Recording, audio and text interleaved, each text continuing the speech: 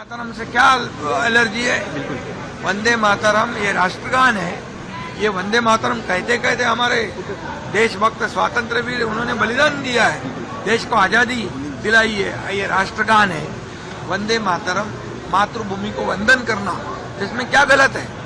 और इसलिए वंदे मातरम सभी लोगों को कहना है। राहुल गांधी का कहना है कि यूएस डील में भारत सरकार ने भारत माता को भेज दिया है। शिंदे साहब, परभनी में जिस तरह से मुस्लिम मेयर बिठाया गया, क्या हिंदुत्व की और मराठी की बात करते थे, लेकिन वहाँ पर जहाँ मौका मिला वहाँ मुस्लिम उन्होंने। अरे बाबा, 2019 में उन्होंने जब बाला साहब ठाकरे जी के विचार छोड़ दिए, इसलिए तो हमने सरकार बदल दिया। सरकार बदल के लोगों के, जनता के दिल का सरकार लाया है, और इसीलिए हम बाला साहब ठाकरे जी के विचार को आगे बढ़ा रहे हैं, डेवलपमेंट को आगे बढ़ा रहे हैं। इसलिए 3.5 सालों में जो राज्य सरकार ने, महायुति ने काम किया है, इसका नतीजा क्या है? हम महायुति विधानसभा में 1 साइड जीत गई, नगर परिषद में जीत गई, महापालिका में जीत गई, अभी जिला परिषद में जीत गई। तो महायुति को, जो हम बाला साहब ठाकरे जी को विचार को आगे बढ़ा रहे हैं, अभी उन्होंने अपना असली चेहरा दिखाया है। शिंदे साहब, परभनी के आप जो है बांग्लादेश मुक्त मुंबई करने जा रहे बांग्लादेशी हैं। मुक्त मुंबई करना है। बांग्लादेशी जो है, जहाँ कुछ आधार कार्ड उन्होंने लिए हुए हैं, कुछ गवर्नमेंट डॉक्यूमेंट उन्होंने लिए, उसकी जांच होगी, और बिल्कुल वो सब जो कागजात है, जो आधार कार्ड जैसे, वो उसको वेरीफाई किया जाएगा, रद्द किया जाएगा, और बांग्लादेशी को बाहर निकाल देगा। राहुल गांधी कहते हैं, राहुल गांधी ने कहा है कि भारत सरकार ने विपक्ष जैसे जो लोग हैं वो अपने वोट बैंक के लिए कह रहे हैं कि उनको जो है आप मुस्लिम लोगों को तकलीफ दे रही है, ऐसा वो कह रहे अरे हैं। बाबा, बांग्लादेशी जो यहाँ के देश के मुसलमान हैं, भारत के मुसलमान हैं, भारत के हिंदू हैं, देशभक्त मुसलमान, देश राष्ट्रभक्त मुसलमान, उनको क्या तकलीफ है? उनको यहाँ पर जो हिंदू देशभक्त है, मुसलमान देशभक्त, वो हमारे हैं। लेकिन बांग्लादेशी जो है हमारे नहीं है, तो बांग्लादेशी को यहाँ से निकालना है। सभी लोगों ने सहयोग करना चाहिए। राहुल गांधी का कहना है कि यूएस ट्रेड डील जो हुई है उसको लेके भारत सरकार ने भारत माता को भेज दिया।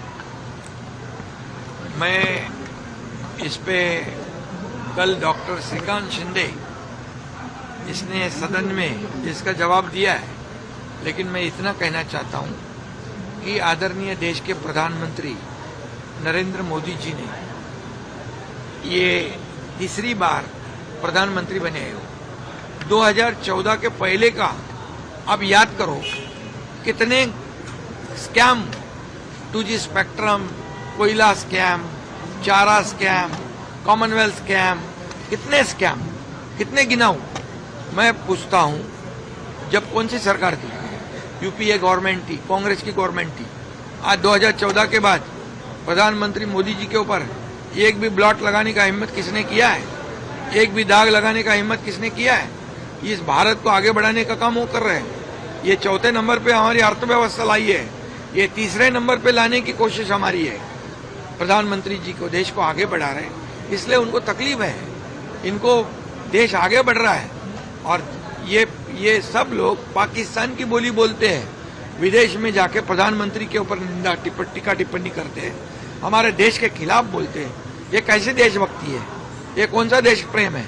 और इसलिए इनके बयान की मैं कड़ी निंदा करता हूं और निषेध करता हूं। सर, निशिकांत दुबे ने उनकी मेंबरशिप कैंसिल करने की मांग की है राहुल गांधी की। मैं इतना ही कहूंगा कि ये जो आरोप लगाया है, ये उनके जमाने में यूपीए गवर्नमेंट ने कई बार ऐसे बयानबाजी की है कि देश विरोधी बयानबाजी की है, और ये भारत को आगे बढ़ाने का काम, भारत को आर्थिक महासत्ता बनाने का काम, भारत को आत्मनिर्भर बनाने का काम आदरणीय प्रधानमंत्री मोदी जी करते हैं। इसलिए उनके ऊपर ये आरोप लगाना उचित नहीं है।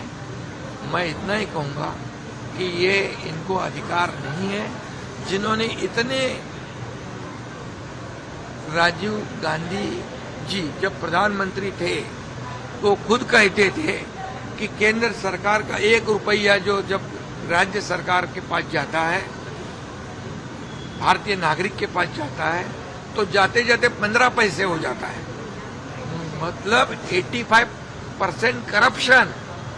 अब बंदा रुपया जहां से केंद्र सरकार मोदी जी भेजते, वो पूरा बंदा रुपया ये लोगों के खाते में जमा होता है। इसलिए मैं ये कहूंगा कि मोदी जी का नेशन फर्स्ट है, और ये अपोजिशन वाले जितने बोलने वाले हैं उनका करप्शन फर्स्ट है। मोदी जी का क्या है? Nation first.